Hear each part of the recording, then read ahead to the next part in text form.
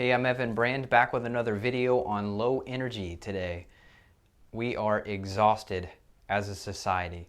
The CDC, Center for Disease Control, says that by the year 2020, which is coming up pretty quickly, depression is going to be the #1 leading cause of disability.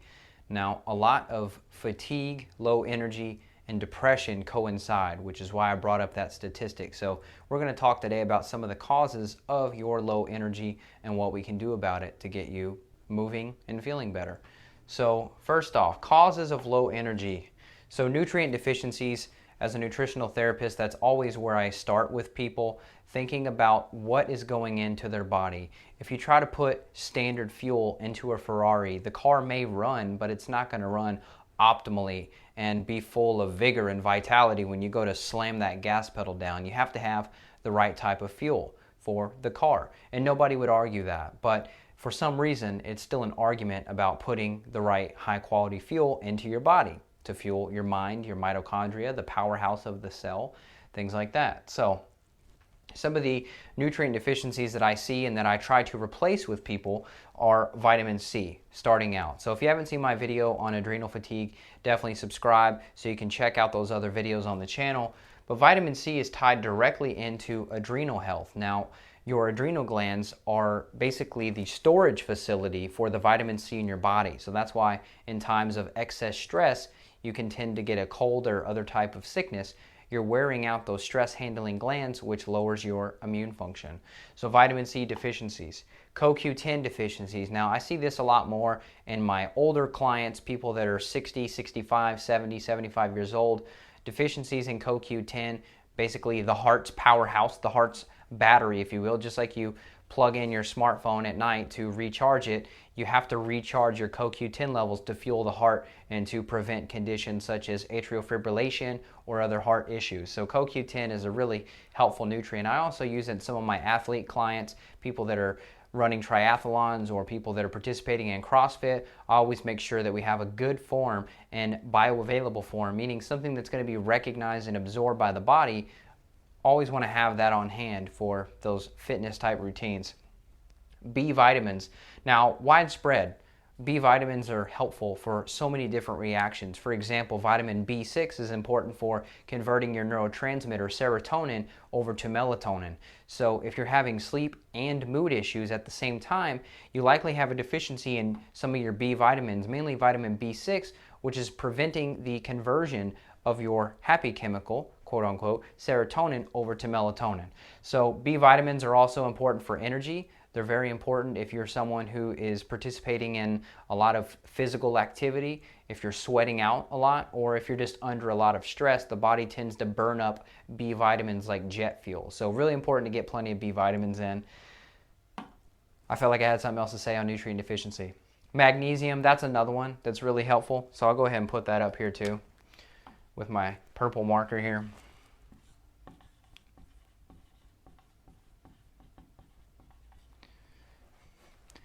So once again, magnesium is a really important mineral that also gets dumped during times of stress and high intensity interval training, exercise, CrossFit, things like that.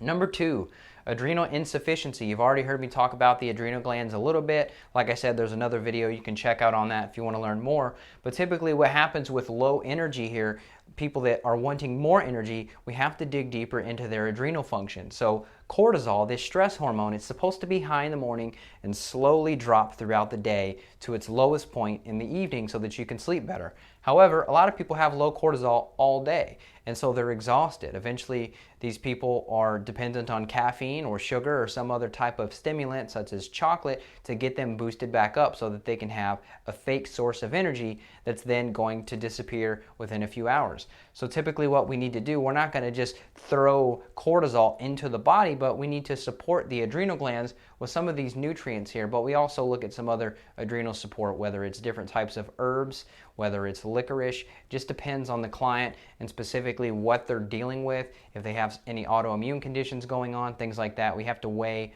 all of those factors and variables in before just blanket statement giving a protocol out there for you guys to start taking. Next, circadian rhythm off.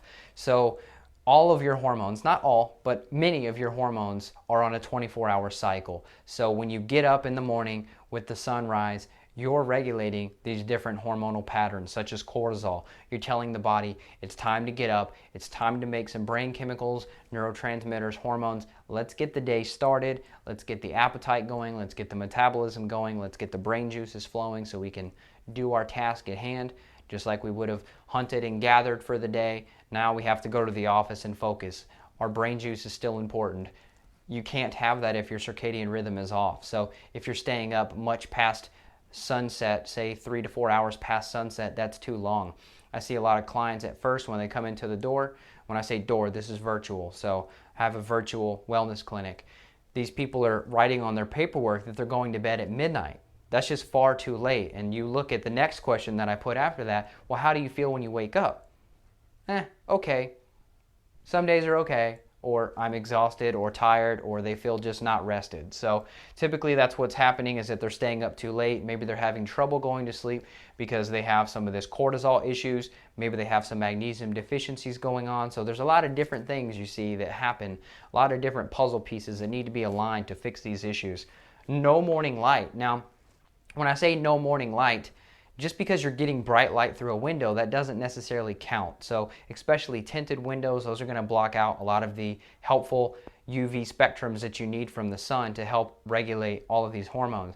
So if you're someone who you leave the house, you throw on the sunglasses immediately, you get in the car, you're having a good time, you get out, you walk into the office, then you take the sunglasses off, you've had no real interaction with the sunlight.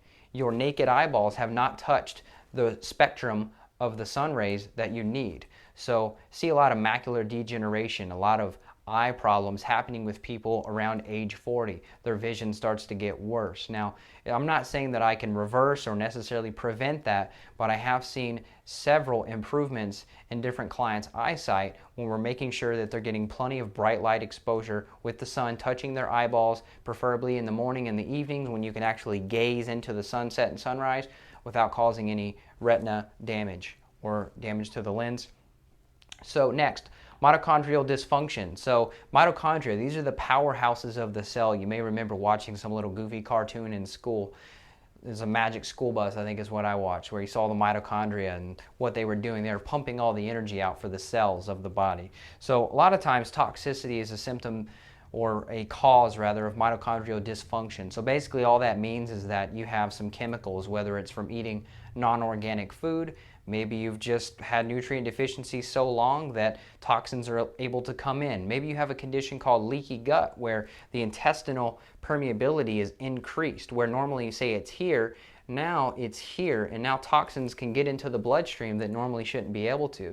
It's another type of issue that is for a different video, but it can definitely cause some of this toxicity, mitochondrial dysfunction, all causing low energy.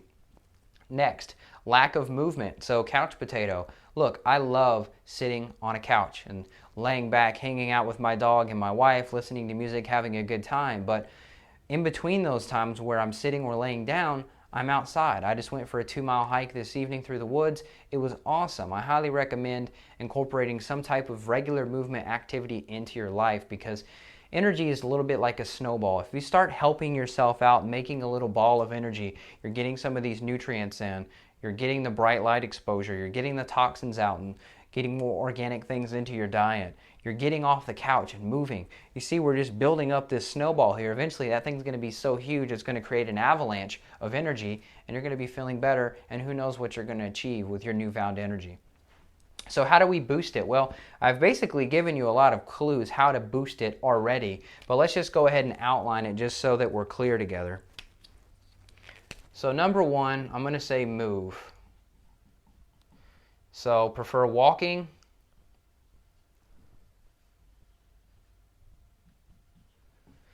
I know people like numbers.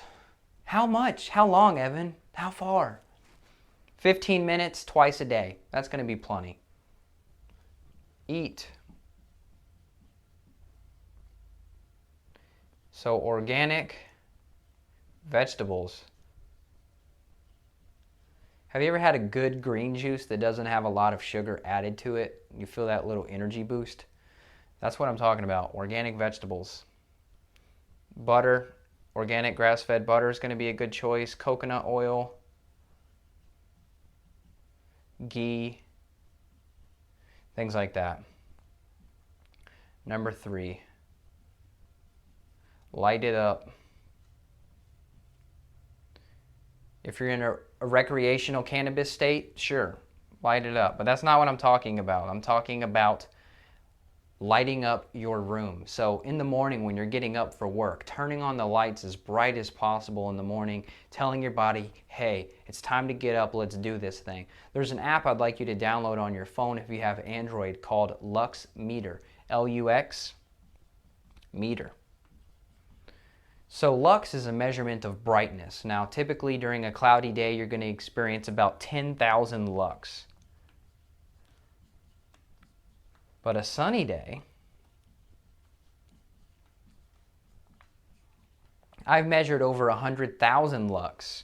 Now indoor, so let's just put office, maybe 1,000 at most lux. I don't know why I put the K. Oh, that was 10,000, 1,000. Okay. I was thinking I was talking about Kelvin for a second, which is a different measurement of light that's the colors. You always want to stick to the low Kelvin lights.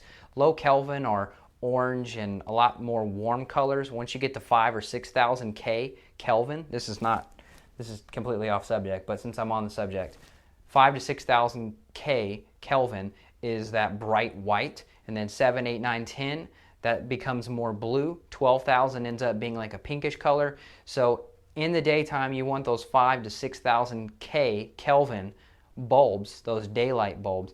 In the evening, you definitely want to switch all of those out or have other types of lights that you can turn on that are closer to 3,000 Kelvin or less. That's going to help make sure that you're producing all of the hormones that you need to, such as melatonin, to help you sleep. That was off subject, but this had to do with lux. Now, lux is different. Lux is just brightness. How bright are those lights? So, like I said, you have this Lux Meter app on your phone, and it uses the front-facing camera as a sensor to, you basically kind of face the camera towards the sun or towards a bright light, and you can kind of measure just for fun to see how much lux am I getting exposed to. Generally, during the day, the more the better. At nighttime, you don't want that many lux. You want to be dim, calming everything down, shutting down for the night, going to bed. So that's a good overview of how to get more energy. I know this may be a little bit different than what you expected, but these are some of the wiring systems that are put in place in your body, and you just have to tap back into those to get that energy back. I see this all the time with my clients where as soon as we start getting some of these things in order, the energy improves, and now they're able to actually stick to their fitness routine or their walking plan with their friend like they've wanted to, but they've just never had the energy to do so. So if you're out there struggling with low energy and you want to get help, definitely start taking action on some of these things. And when you need that extra step, feel free to contact me. Click the link below or on screen here to schedule a free consult with me. We'll look into some lab testing or whatever we need to get to the bottom of your low energy. Make sure you're boosted up. All right, this is Evan Brand. I'll see you in the next one. Take care. Bye.